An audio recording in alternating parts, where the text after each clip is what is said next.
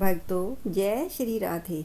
भाद्रपद माह की शुक्ल पक्ष की चतुर्दशी भगवान अनंत का व्रत रखकर मनाई जाती है। इस व्रत के नाम से ही ये लक्षित होता है कि यह दिन उस अंत न होने वाले सृष्टि के कर्ता विष्णु की भक्ति का दिन है। एक पौराणिक कहानी के अनुसार इस दिन भगवान विष्णु ने 14 लोकों की रक्षा करने के लिए 14 रूप धारण किए थे। यही कारण है कि इस दिन विष्णु जी के अनंत रूपों की पूजा की जाती है।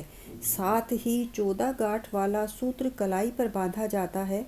अनंत चतुर्दशी का व्रत करने से जीवन के सभी कष्टों से मुक्ति मिलती है और धन धान्य में वृद्धि होती है। सुबह स्नान करके कलश की स्थापना की जाती है। कलश पर एक बर्तन में कुशा से निर्मित अनंत भगवान की स्थापना की जाती है।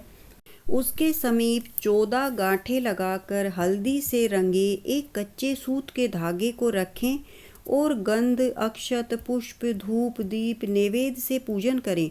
उसके पश्चात अनंत भगवान का ध्यान करते हुए अपनी दाई भुजा में उस धागे को बांधना चाहिए। यह धागा अनंत फल देने वाला होता है। अनंत की 14 गांठें 14 लोकों की प्रतीक हैं।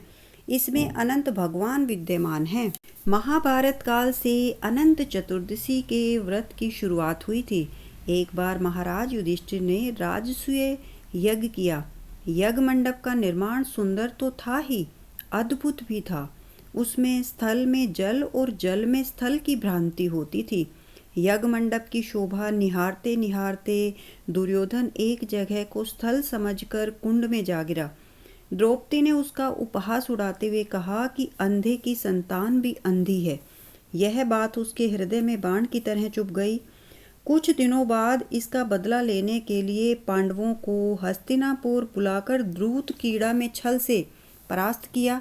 परास्त होकर पांडवों को 12 वर्ष का वनवास भोगना पड़ा। वन में रहते हुए पांडवों को अनेक कष्टों को सहना पड़ा। एक दिन वन में युधिष्ठिर से मिलने भगवान श्री कृष्ण आए। युधिष्ठिर ने उनसे सब वृतांत कह सुनाया और उसे दूर करने का उपाय पूछा। तब भगवान श्री कृष्ण ने उन्हें भगवान अनंत का व्रत करने की सलाह दी। इससे तुम्हारा खोया हुआ राज्य फिर प्राप्त हो जाएगा। इसके बाद श्री कृष्ण ने युधिष्ठिर को एक कथा सुनाई। श्री कृष्ण कथा सुनाते हुए कहते हैं कि प्राचीन काल में सुमंत नाम के ब्राह्मण के एक सुशीला नाम की कन्या थी। बड़ी होने पर ब्राह्मण ने सुशीला का विवाह कौंडिन्य ऋषि से कर दिया। कौंडिन्य ऋषि सुशीला को लेकर अपने आश्रम को चल दिए। रास्ते में रात हो जाने पर वे नदी तट पर संध्या करने लगे। सुशीला ने वहां देखा कि बहुत सी स्त्रियां किसी देवता की पूजा कर रही थी।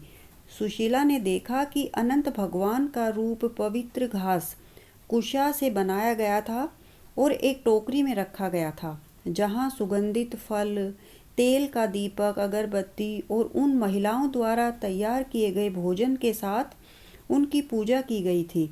सुशीला महिलाओं के साथ उसी पूजा में शामिल हुई, जिसके बाद उसकी कलाई पर 14 गांठों वाला पवित्र धागा बांधा गया। फिर वह अपने पति कौंडिन्य ऋषि के पास लौट आई।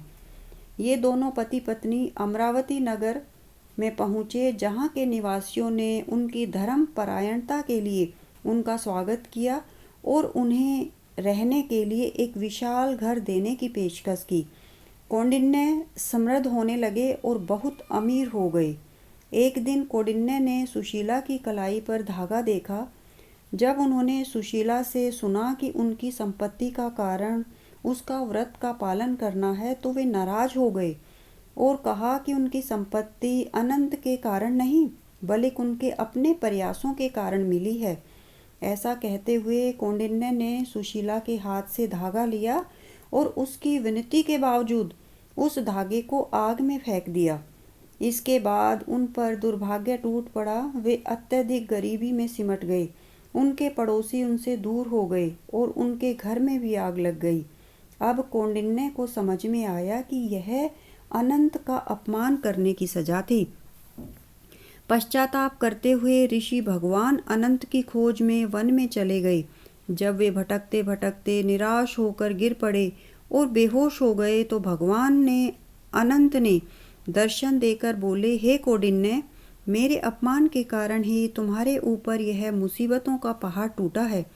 तुम्हारे पश्चाताप के कारण मैं प्रसन्न हूँ।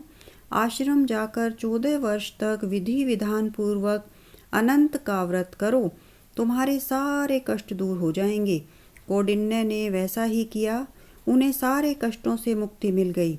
श्री कृष्ण की आज्ञा मानकर युधिष्ठिर ने अनंत भगवान का व्रत किया, जिसके प्रभाव से पांडवों को महाभारत युद्ध में विजय प्राप्त हुई। यह अनंत चतुर्दशी का व्रत स्वयं भगवान श्री कृष्ण द्वारा बताया गया है, जिसे स्वयं पांडवों ने किया था और अपना खोया राज्य वापस पाया था। भक्तों, यह थी अनंत चतुर्दशी व्रत की विधि, महात्म और कथा। आपको यह पौराणिक जानकारी अच्छी और ज्ञानवर्धक लगी, जिसको बहुत ही सरल भाषा में आपके सामने प्रस्तुत किया गया है, तो कृपया वीडियो को लाइक और शेयर कीजिए। आप पहली बार चैनल पर कथा सुन रहे हैं तो चैनल अध्यात्म कथा सागर को सब्सक्राइब कर लीजिए और बेल आइकन को प्रेस कीजिए, ताकि भविष्य में आने वाली इसी तरह की वीडियो की नोटिफिकेशन आप तक सबसे पहले पहुंचे। धन्यवाद।